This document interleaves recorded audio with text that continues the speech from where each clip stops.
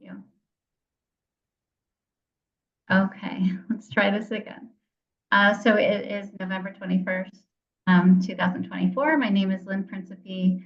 I will be leading this meeting. We are talking about everything end-of-life doula. So this is primarily for people who are curious about what doulas do. I imagine we have some doulas here that want to share their expertise as well. I am leaving the board of FEOLDA after this meeting, and we do have Shanti Bani here. She is our board president. There she is, and our founder. And we have Shelly Schlatter. She is on the board, and she has many jobs, which I'm not sure I can keep track of, but you will see her face as well. This meeting is being recorded for our members and for people who are interested in coming back to this information. I'm going to show some slides. Oh, and sorry, we have Meg Maher in. She's also a member of our board, secretary, amongst other things.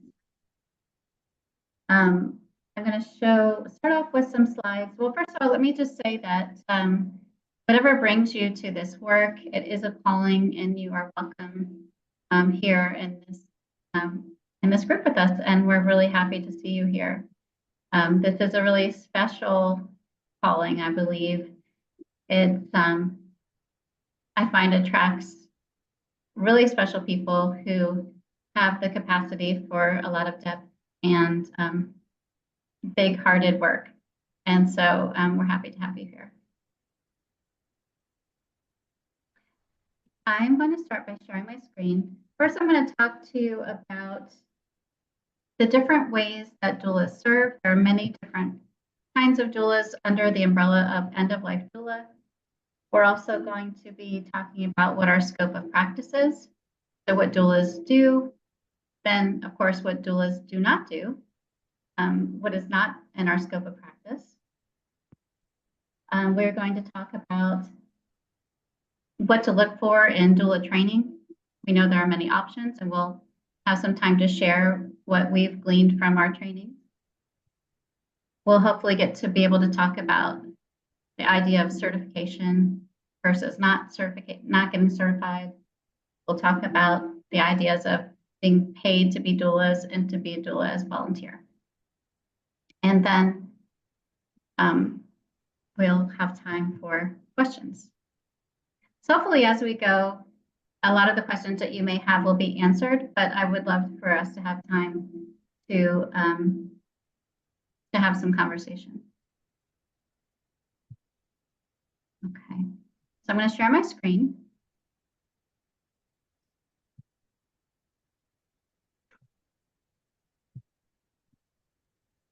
Okay, I'm going to go through these quickly so that we have time for kind of face-to-face conversation. And let me know if you cannot see these. First, I'm going to start with, and this is not limited to what's here, but these are some ideas of life doulas do. So under the umbrella of end-of-life doula, there are many options, and you'll find that throughout your doula career that you may find, what really lights you up. And some of these may be doing ceremonies, advanced care planning. There are many doulas that are very interested in the pre-planning work that goes into end-of-life planning. So that might be coaching and working on advanced directives. There are doulas that primarily work in legacy work, so they might help with projects and life completion goals. There are doulas that focus on comfort care practices, such as energy work, and any other kind of hands-on or meditative work there when it comes to giving non-medical comfort. Doulas can focus on pre-death vigils. So those would be sitting in attendance the days before death, and sometimes, depending on the wishes of their client, the days after. And with that, being a home funeral guide. That's something that's gaining popularity. Again, coming back, people are becoming more aware of those options. We have doulas such as Shakti who are very interested in providing grief support. And then doulas who are educators. And a lot of these overlap, and you may find that in your work that you may do a little bit of all of this. So I'm going to talk about what is in our scope of practice. So we are non-medical, so therefore we provide emotional support, practical support, meaning that we'll make sure that our clients have everything they need in place to have their wishes met in their dying process. We'll facilitate communication between family members, maybe medical team. We'll be an advocate for their wishes. We may help with end-of-life care coordination, so maybe scheduling, visitation, and under that, I would say gatekeeping as well. So understanding who that person wants by their side, and maybe helping to alleviate any overwhelm. It's really important that we honor their beliefs, the beliefs and cultures of others. And I'll talk a little bit more about this when we talk about training. It's a really important piece of it. And again, we are providing comfort care, so non-medical comfort care. So with that, it's really important to understand where our work begins and where it ends. And so these things are not in our scope of practice. So we're going to refrain from giving medical advice. And I'll say with that, that's a bit different than, say, sharing observations, which I think are important because they may be looking to us for our expertise. So we might, be sharing what we observe, but we're not giving advice. It's important that we're not imposing our own values or beliefs. We don't want to undermine or usurp the role of other professionals. We want to work as a team with others that are in the dying space. We definitely want to be respectful of the preference for touch. So that's something that we would talk about ahead of time if possible. And if not possible, we're going to look for cues, body cues. So subtle kind of changes in energy or movement when it comes to touch. And this next one, being clear about who your client is a really important one. I learned this the hard way in the beginning. I have to remind myself that regardless of who's paying me or what other people's reasons for having me there are, the person who is dying is my client. And that's the person I'm advocating for. And whenever possible, empower others and take a secondary role. So knowing when to step forward and knowing when to step back is an important piece. And respecting family dynamics while maintaining a calming environment. Good luck with that. Okay, I think I just have maybe one more slide.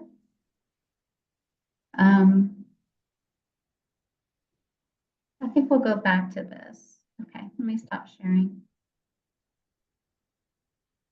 Feel free to take a screenshot of any of these too for your own notes. I'll just leave this up here for a moment.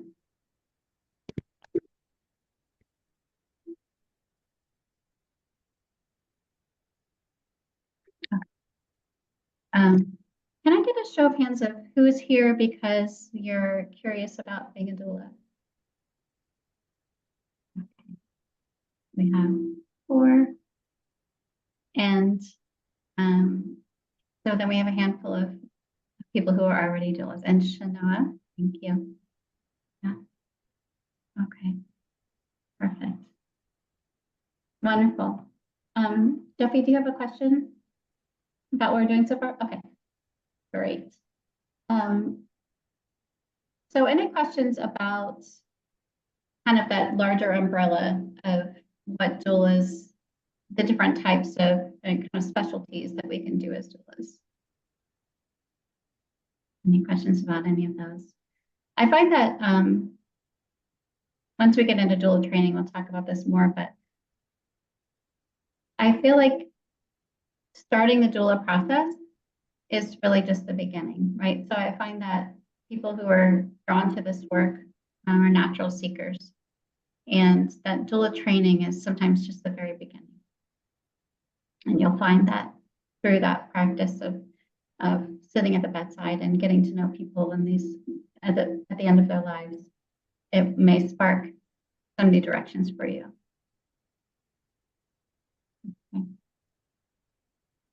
Okay, so let's talk about doula trainings. Shanti, do you want to share about your doula training? Yeah, sure. Thank you. Thank you so much. It was after my mom died in 2018, and I had lived with her for about 3 years with her Alzheimer's progression. I had done a lot of thinking about, well, how does a person with Alzheimer's die anyway? You know, it's not a cancer, or I'd done a lot of contemplating, and so but I heard on radio or somewhere about these end of life doulas, so I started Googling it, and so she died in April of 18, and in June I had decided. I look at Google like Travelocity, like, okay, is the time right? Is the price right? Do they look like the vibe is right? Right? So I just came up with an ELDA, and it was a weekend, a 3-day weekend in New York City. It was before COVID, so it was live. So they went from Friday night to Sunday afternoon, and we all stayed at the same hotel and all. And I really liked it because, I got a pretty good overview of the work in a short period of time. I know there's some courses that go on 9 or 10 months and are much more expensive. And for me, it was good. It was good enough. And they also gave me a nice book to take home and refer to that had all their PowerPoints in it. And then I kind of just had to look at, well, what is my niche? Because it's so broad. There's so many, I guess it's like nursing. There's just so many different things you could do. And then, I was going through a lot of deaths and losses, and I really realized that grief was where I would be the most powerfully serving the community. So yeah, I liked Anelda, and they're international, and they have a good, I think they have a good team, and they're very socially aware. And I really just tell people, just look around, because no one can tell you what's going to be right for you. You got to take the time to look around. Yeah, thank you. Yeah, I think that because, sorry. I say we have another board member with us too, which is Chris. And so he's our newest board member, just so you guys know. We have a man now. Welcome, Chris. And yeah, so maybe some of the other board members would like to share too. Sure. Yeah, I know for me, I had been a hospice volunteer since 2007, and I didn't know there was such a thing as doula work. So I think it was 2018 also when I realized what a doula was, and I, full body chills and thought, this is it. So I did my training. Mine was with the Conscious Dying Institute, which is now called the Conscious Dying Collective. And I think I like that program the most because for me, I felt like they went deep on a spiritual level, and that was important to me. I think that it's really important to peel back your own layers and look hard at your values and fears and what you believe in order to sit with others in their truth. And that was really life-changing. It was, again, before COVID, so we did a lot of in-person work. And then I decided to go back and become an educator with them, and was on the faculty with the Conscious Dying Collective. And I really like their program. So they have a 2-part program. Shelley did the same one, so I'll let her talk about it too. it's half of it is coaching, so you can become a conscious mind coach, and then the second half is Doula work. So that's where I went. And Shelley, do you want to add anything to that experience? Yeah, it was a very intensive experience if you're looking for something that is very lengthy and a lot of work, especially with your fellow cohorts and getting to know people and build a community across not just like your state, but really the US. We actually had somebody who was international in my cohort, and she was in Thailand, and she was taking the course when everyone in that country was sleeping.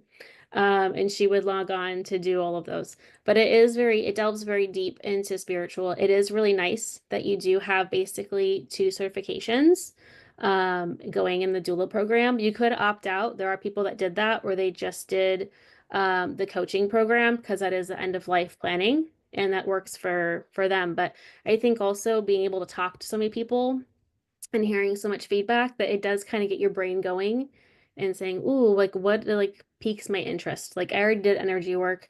I was already a birth doula since like 2016. So I had heard of end of life and just went, yeah, I'm gonna do that one day. And then I finally did after COVID. Um, but yeah, it was a really great program. It is called the Conscious Dying Collective, or CDC. But yeah, it was a really great program. Yeah, does anyone else want to share what trainings they did and what you liked about it, or even what was missing for you?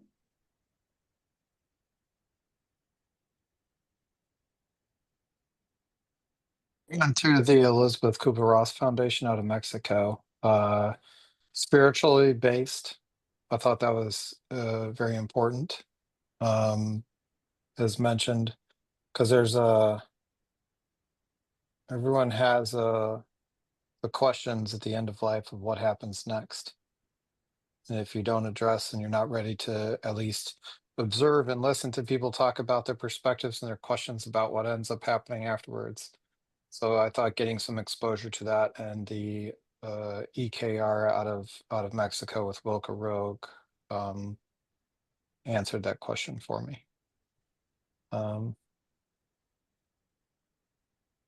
Yeah, other than that, my background was in the military, medic, EMT, ended up getting into experiencing a lot of near-death experiences, and then working around a lot of the elderly. That got me into really caring for them and seeing the neglect that they were going through. In my own personal life, I experienced a lot of addictions and trauma, suffering from PTSD, which led me to suicide. And then I was like, wow, maybe there's a better way to live. And so that got me down this entire journey. And the best way to recover from PTSD is understanding death. There is no fear after you know death. That's what everyone asks at the end of life. I love that perspective. I never thought about that in terms of PTSD. That makes perfect sense. I think being with death can be very life affirming. Thanks, Chris. Anyone else want to share which programs they've taken? I'll share. Recommendations? Sure. Everything's still frozen Oh, pertaining okay. to Zoom, so sorry, but I look like the picture. Okay. So in 2020, my first program was with Conscious Dying Institute, and I did the whole program, and I really loved the best 3 months, the end of life planning. And actually, you know, in that program, you had to go through it yourself. And so it was really enlightening for me and kind of scary because, you know, when I had a partner and she was asking me the questions from the different domains, and for those of you that aren't familiar with it, we looked at 5 domains of life. So it's spiritual, emotional, mental, physical, and practical. And we had different questions that we had to answer for each of those, keeping in mind, like, what are the most important things in each of those domains if you only had 3 months to live? And so we had to do it ourselves. And that was really enlightening because I'm single. I don't have any children, and I'm the youngest in my family. And so it really brought to mind, like, I wasn't afraid of dying, but this thing of maybe being the last one and not having anyone around to help was kind of tough. But I do have a niece, and she's a doctor, so I contacted her and, you know, talked to her about what I was doing, and she said that, you know, she'd help me. But it was just good to be in that place myself, the same situation that we would be asking our clients to be in, because the information you share, it's so intimate, it's so private, it's so raw in many cases. And so it really helped by going through it myself. It really helped me to become much more sensitive to what other people would be going through. And like, I'm practical. I know that everybody dies, so I feel like we need to be educating people and trying to normalize conversations about this. And by training, I'm an educator, so I was in education for 35 or so years. And so you know, having conversations around death is really important, and being practical about the whole scenario is really important as well. So we had to get 2 community members, and my sister volunteered to be one of my community members. And it was just a really good process. And when I finished that program, I found Deanna Cochran with the School of Accompanying the Dying. And her program is called Care Doulas. And so I enrolled in that program. And I'm still in it because in the midst of all of this, when I did my first certification, I had kind of taken a break from education. I had been in Costa Rica as a school principal, and then COVID hit, I came home. So during that year that I was home, I did the Conscious Dying Institute, but then I went back to work, went back to Qatar, and it was just too hard to do, you know, everything at the same time. So in comparing the programs, the first one, I agree with you all. It's really spiritual and esoteric, and that was really good. It had its place. This other one, it's really good too, and practical, because it really shows how to do it as a business. If you can do it as a hobby, you can do it as like missionary work or just something you want to do to help people. But if you want to make it a business, Deanna really gets into the hows of it, and she has like a fee calculator that she created. There's just so much. She also was a hospice nurse for many, many years. And so, you know, she just has kind of a perspective of somebody who has seen all of this happen. And she was, I think, vice president of ANELDA, or one of those, either ANELDA or NELDA. And she was one of the first ones that started an end-of-life doula training program for non-medical people, because at the beginning, I think a lot of them were for people that had medical backgrounds.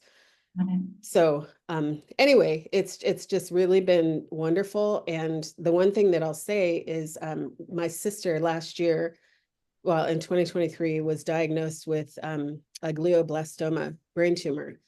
And so it was an opportunity to kind of update her information for the best 3 months.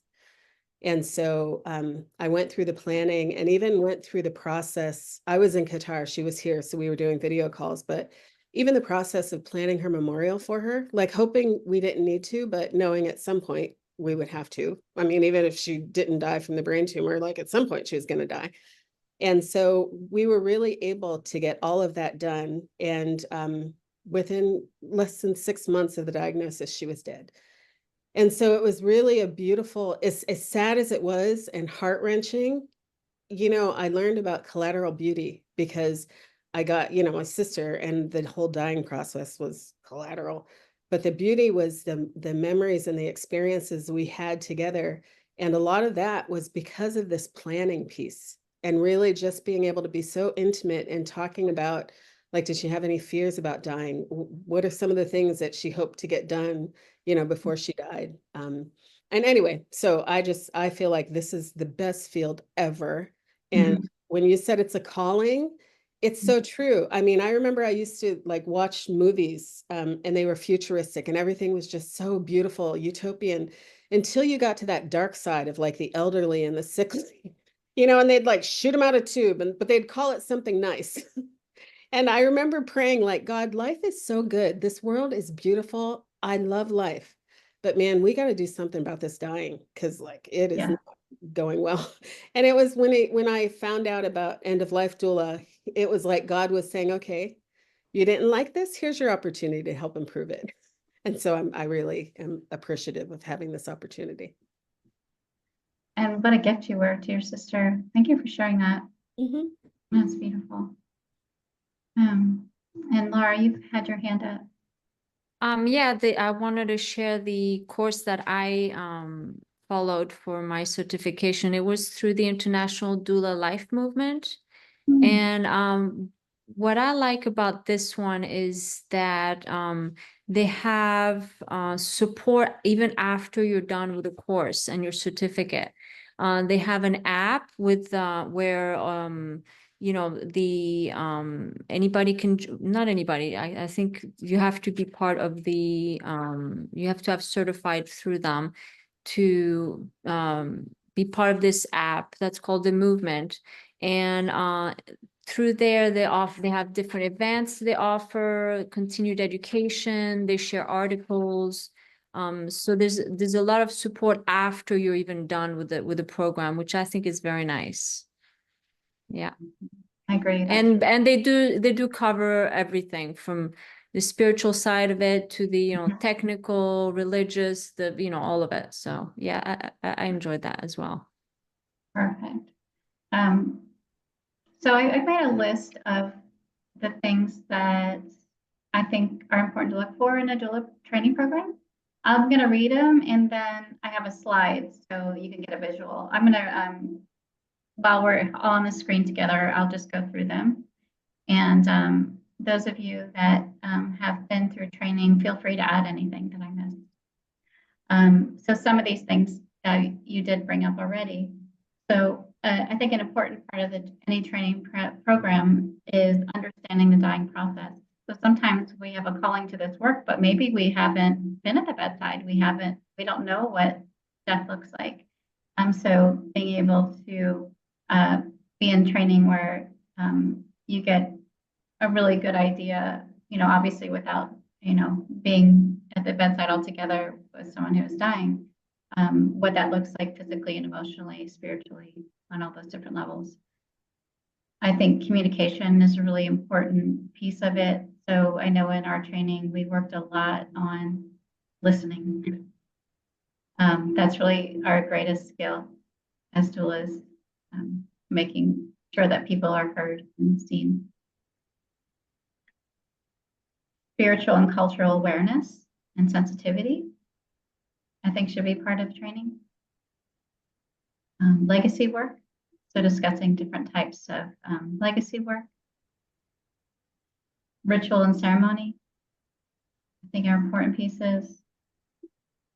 Grief support, you know, when we're working with someone, even well before death, we're helping them, family members, through anticipatory grief, or, you know, even I know that most of us will stay in touch with our clients, families, years after. So that ongoing presence and support is really important. Community connections. And we'll talk more about this when we talk about, you know, to do training or not do training. For me, a huge piece of doula training is I met my people. These are the ones that even 5 years now, I still call and will ask, you know, if I feel stuck. So having that community, like you said, Laura, so, you know, the ongoing support is huge. Because death is a powerful teacher. We'll never know everything that we need to know. Business support, that's a big one. It's hard to be good at all parts of this, right? Especially if we're self-employed. So that's a really important piece. Knowing how to charge for your time, what it's worth. You want to have experienced instructors, obviously. And like you said, Laura, so post-certificate support. I know the Conscious Dying Collective, you know, they do monthly Zoom calls, all kinds of different, you know, blog posts and different ways to connect. So an ongoing education. So those are, I think, really important ones. Does anyone feel like I missed anything that should be added? Well, I'm not sure. I'm not sure if you mentioned it, but I just want to say a little bit about guided visualization for the client, because part of what's important is for them to, if they can, to be able to share their story. And if you take a memory from early life, or say floating on a raft on a lake or down a river, I mean, a lot of times it's water or space or, a mountain walk. And if you know their little journey that was special to them, you can guide them down that Itchituckney River or whatever it is. And, or other people who know that that's their story, that gives them such comfort. So guided visualization is kind of like a modified meditation, because, it's not like deep super meditation, but it can be very relaxing and comforting. So that's just one thought that came out of my training. I think doula self-care as well, Yes. because man, you're gonna get triggered sometimes and need to Yeah. have a high resilience and a way to detox afterwards. 100%. Yeah, we did talk a lot about that in training, how to get grounded, how to manage your own grief through the process. Yeah, it's a really good point. Thank you. Marietta, do you wanna Marietta, ask? I have a question. I can't hear you. No. You're not muted, so I don't. Sorry, I can't hear you. Do you want to type something in the chat and I'll answer, or add something to the conversation in the chat?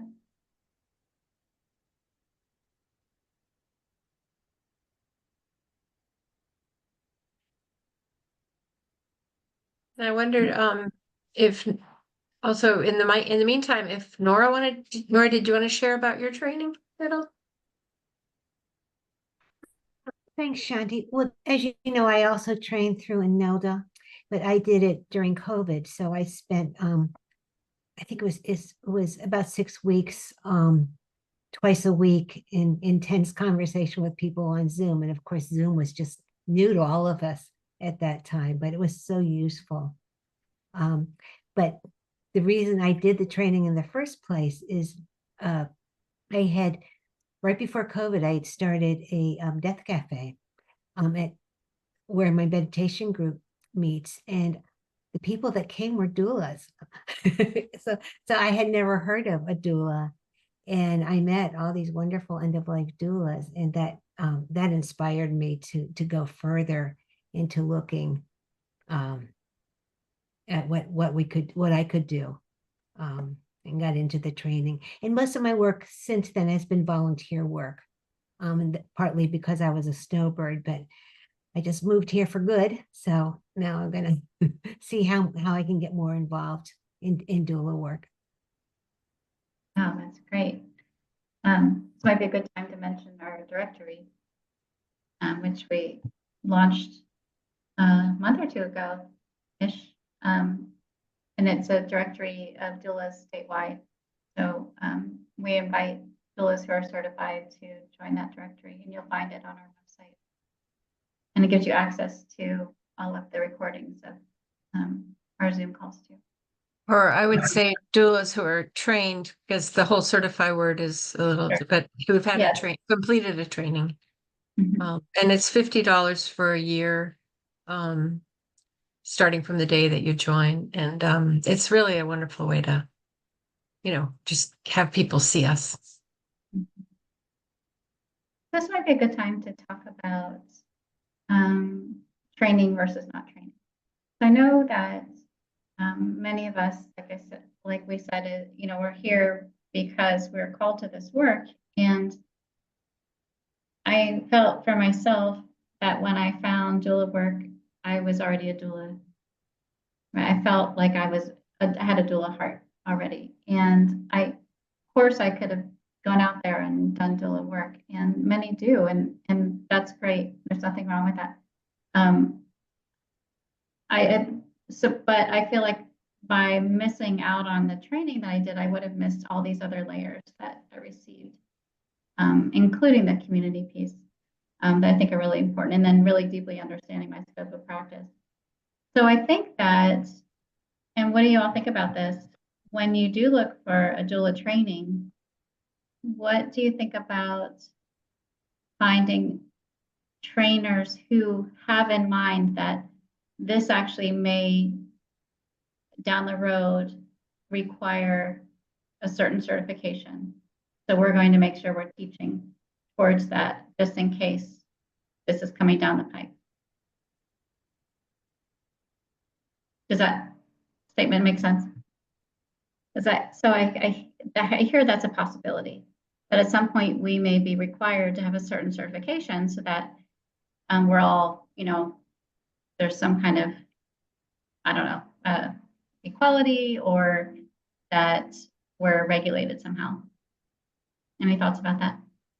Yeah, Yeah, I that know would a couple of people that are on the INELDA conversation on this because they're Right. trying to get some sort of a baseline. Like the question that you just asked, like what should you have at a minimum, the topics covered to have a basic understanding and be exposed to, is of importance, because some people only get trained in a very small portion, Right. and they might have good intention, but they're not able to have full awareness. Not that everyone needs to be trained in an expert in all the little niches within the doula world, but to at least have the awareness of it, I think is the concept of what they're aiming for. And I believe the certification they're talking about is coming out end of 2025.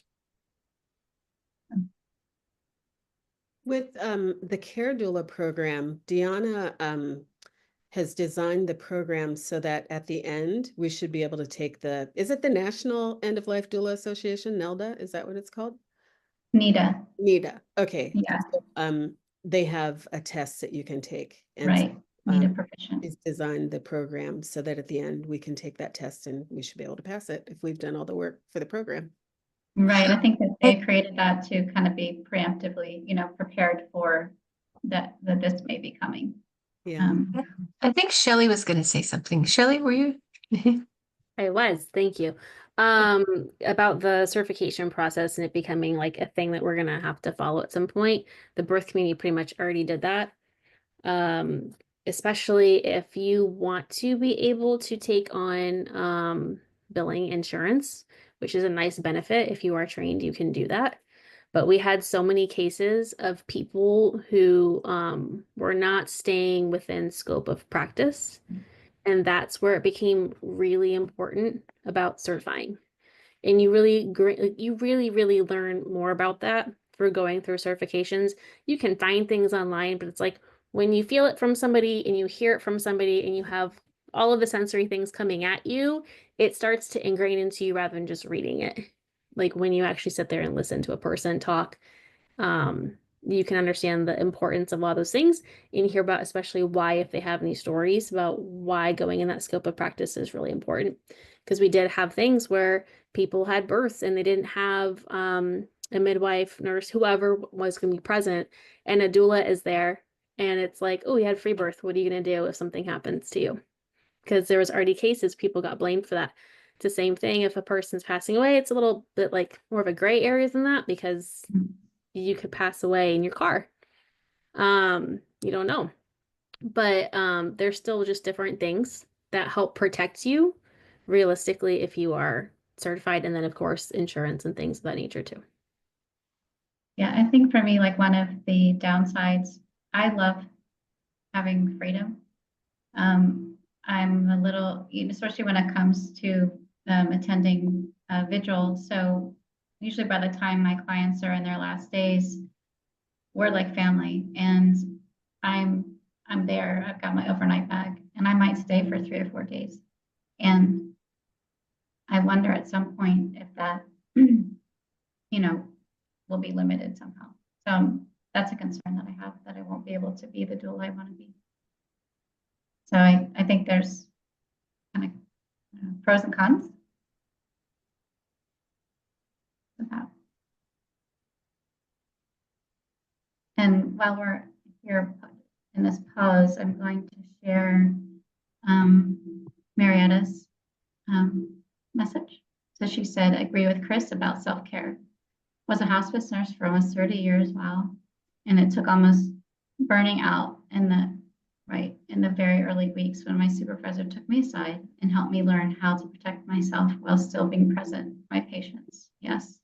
I mentally build a clear, flexible shield around me, which keeps me from absorbing draining energies. My certification was through IAP. I don't know what that is, which I do not recommend.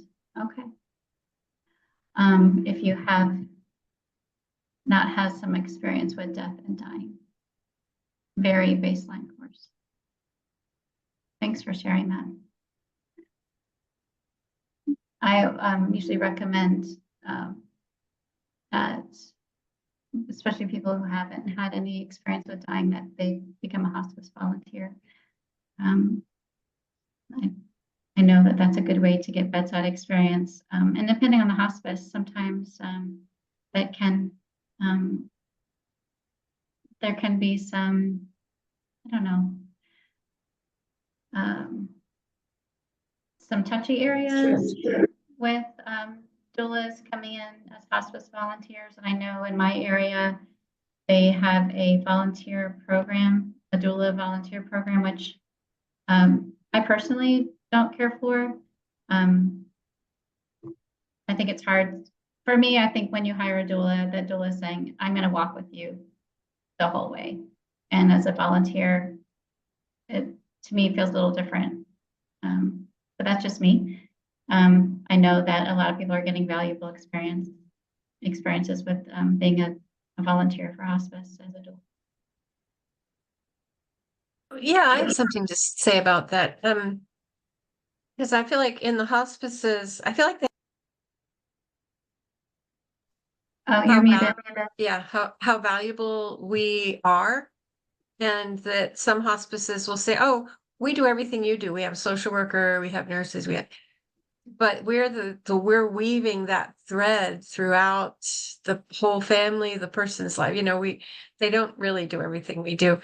And in fact, we would, supplement their, in fact, their customers would probably be more satisfied if there was a doula on site, at least one, for every shift, because the nurses could go about their business and refer certain, say the grief problem, like they got stuff to do, but they could refer, they could use us.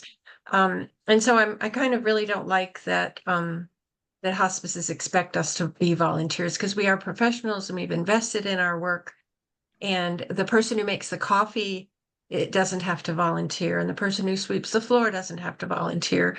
And, but some volunteer and they just want to. And some hospices give a doula training to people so that they'd have more skills. And of course, then they can leave their volunteer position and go doula somewhere else. But on the thought about some people charging and some people not charging out in the world, I think there's a place, for everyone, because there are many people who do not have money, to pay. And there are a lot of doulas who are retired, people who do have time and do have an income in retirement and want to serve. And so I've heard sometimes doulas, kind of resenting doulas that work for free. And I kind of would like to encourage us to not think that way. There's no scarcity, that we can collaborate with one another. We can refer people. There's enough. In fact, there's more than enough. Once we catch on with the community, I think the need is way great. And, it'll come flooding in at some point. So we keep paddling, we're getting there. But yes, I like to charge on a sliding scale. Sometimes I give myself away. Sometimes I get $100 an hour. Or if there's there were 3 family members on a Zoom call, I get $200 an hour for 3 people. I get 50 additional for each additional person.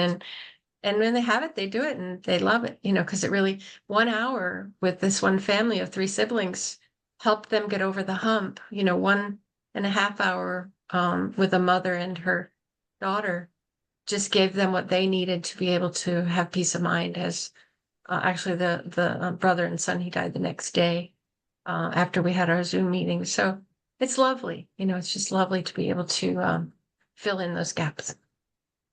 Yeah, I think those are really good points, and I agree with the reminder to not focus on scarcity.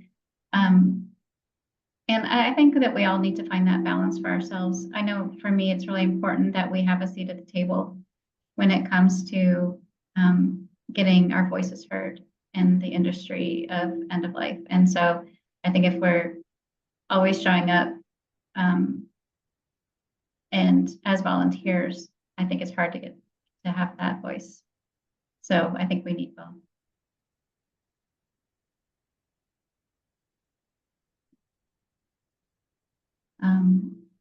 What are we missing? Anything that feels important to those of you that are maybe at the beginning of this journey, or yeah, I'll read this message. So Mary said she's not in favor of doulas being hired and on staff at hospice, private practice. I have a crack in my screen, so I have to keep moving things around. I can read. Okay, thank you.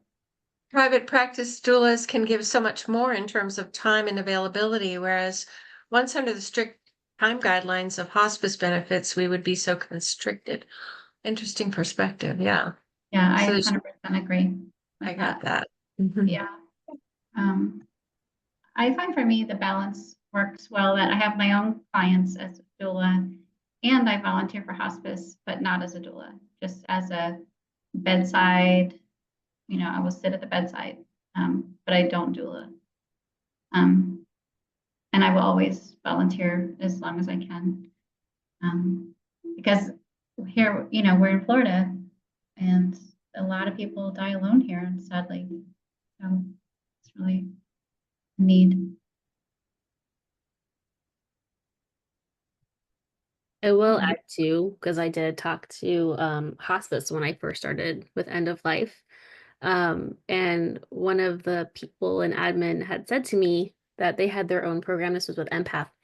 And she said that the doula program that I went through is way more intensive than the one that they go through, or the one that they have available for people who want to do that. So if you kind of want to dip your toe in the water, it sounds like hospice might be a great place to kind of dip your toe and go through some training and do some volunteer work and kind of get your footing as like, what does a doula do? Or if you're just like, oh, I'm just going to jump in, I'm not dipping a toe, like we're jumping in, we know this is what we want to do.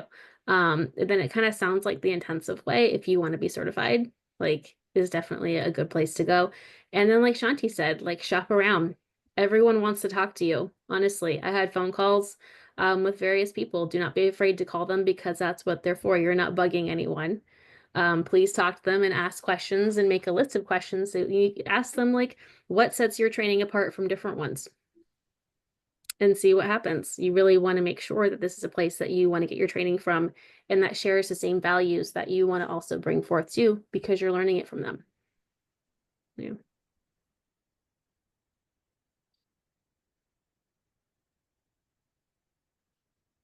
So are there any questions from folks who are interested in being doulas, or comments from what you've heard? Anybody who hasn't spoken want to share any thoughts?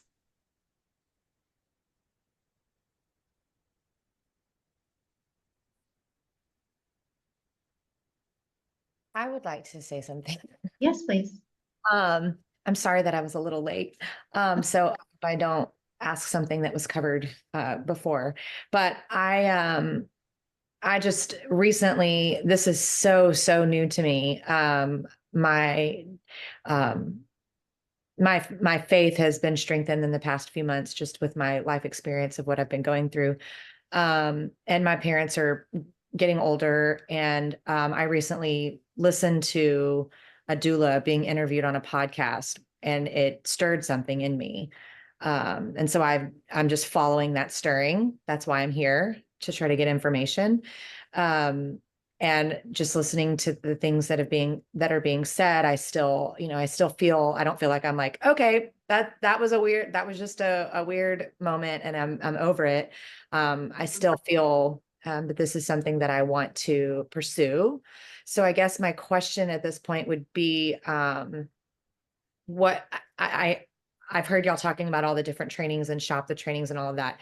Is that really what y'all would recommend as a first step? I don't have any medical background. Like literally, this is so out of left field. I haven't even told anybody in my life that I'm considering this. Mhm. And I know as soon as I We talk, won't tell.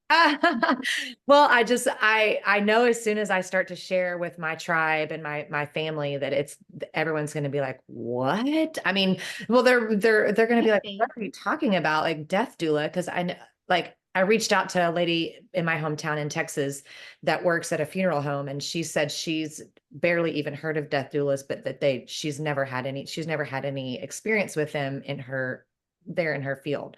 So I don't know that where I come from, this is something that's even really that nobody's really familiar with it. So I'm literally step one, like baby Yeah, real experience. So I guess I'm just asking for some help on how to really get started and make sure this is yeah, this calling that I feel that I'm getting from God, that I can take the right steps to yeah. I think listening to podcasts is a great way to learn more before you commit to a course personally. There's some good books out there too, but I just want to say that the majority of people who go into doula work are not medical. I know for myself, I had massage therapy and Reiki, but we all have tools in our tool bag that we bring from whatever we did prior to doula work that will serve us. And I'm sure you have plenty. So the most important part is that you feel called to the work. okay.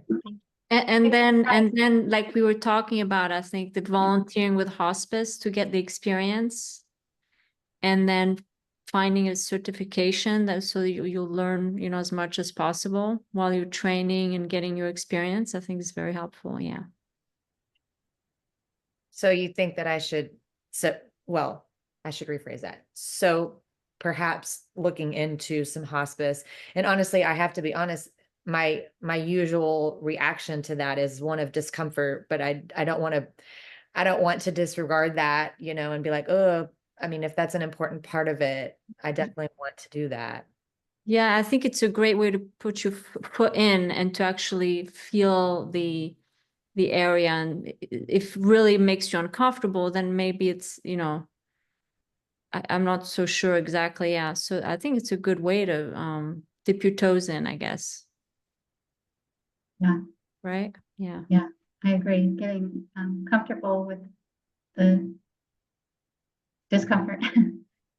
Right. Well, and that's part of it for me is that it's so out in left field, how I said that, like when I say that my reaction is discomfort, like internally, it's like just naturally I'm thinking, oh, do I want to do that? But if I sit with it for a minute, I realize I have had a little experience just in my personal life with family members, right? Like I haven't been by their bedside, but I have had family members that were in hospice, right? So I've been around it. And if I really sit with it, it's not like I'm not uncomfortable in the sense that I don't want to do it like that. It just, I have to, I guess, get over that, what I'm used to, and really lean into how I'm changing and my faith is changing and all of that's changing. And this calling is something that might be calling me into a place of discomfort for a purpose, I guess is what I was. Absolutely.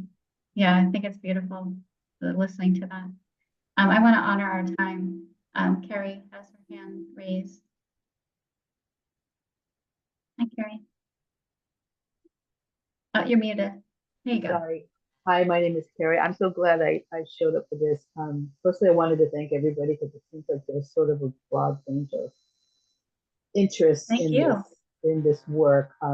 So I am exploring right now training opportunities to start in the incoming year. I got this divine download, as everybody does, around July, because I was looking at my own life and saying, okay, I have a son, one son.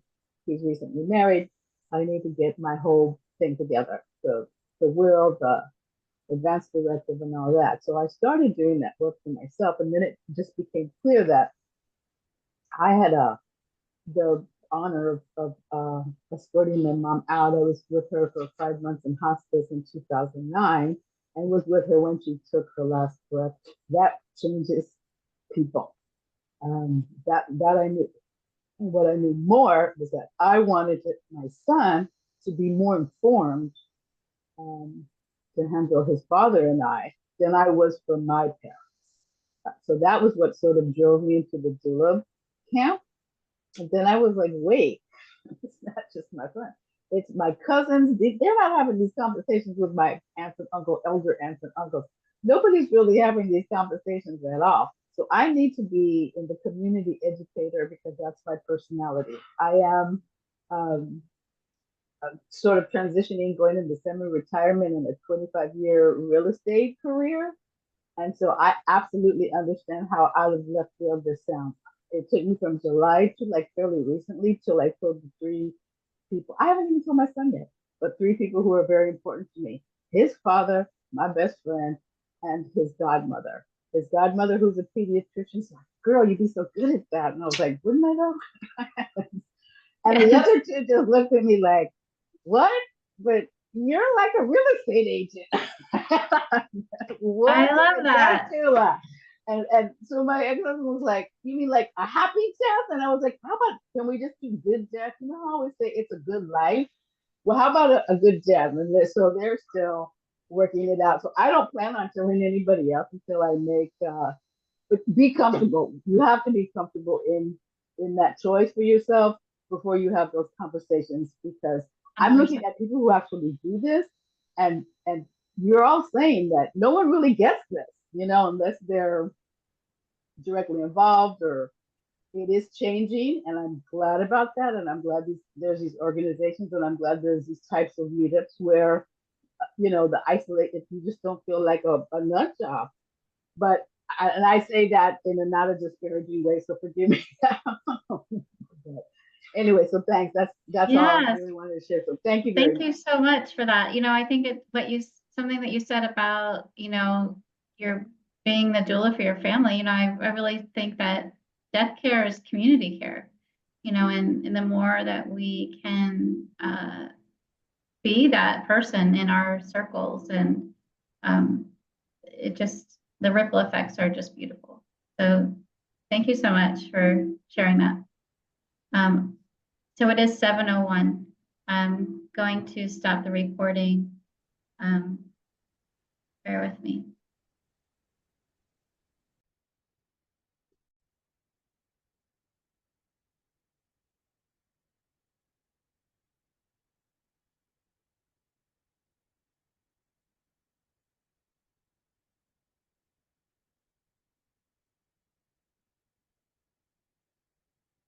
Some slides for further information.